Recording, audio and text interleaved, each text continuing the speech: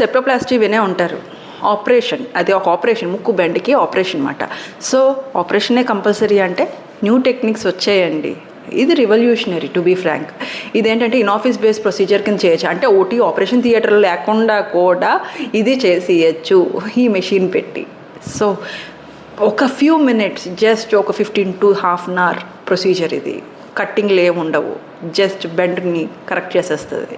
So దీనివల్ల ఏంటి use అంటే, ఈ యొక్క వ్యాండ్ ఉన్నది కదా ఇక్కడ టెంపరేచర్ కంట్రోల్ చేస్తూ ఆ బెండ్ని, దాంట్లో ఉన్న మాలిక్యూల్స్ని డీఅరేంజ్ చేసి స్ట్రైట్ చేసేస్తుంది అనమాట. ఆపరేషన్ ఉండదు, ఇన్ ఆఫీస్ స్పేస్ వెంటనే వెళ్ళిపోవచ్చు, హీలింగ్ త్వరగా అవుతుంది. అండ్ సెకండ్ థింగ్ ఏంటంటే 1 to 4 weeksలో కంప్లీట్ రిజల్ట్స్ వస్తాయి. సో ఎవరైనా సెప్టోప్లాస్టీ కంపల్సరీ ఆపరేషన్ చేసుకోవాలి అనుకుంటున్న వాళ్ళు దీనికి ఆల్టర్నేటివ్ ప్రొసీజర్స్ని ట్రై చేయొచ్చండి. ఇట్స్ వెరీ సింపుల్, కట్టింగ్ లేకుండా ముక్కు వంకర్ని కరెక్ట్ చేయడం.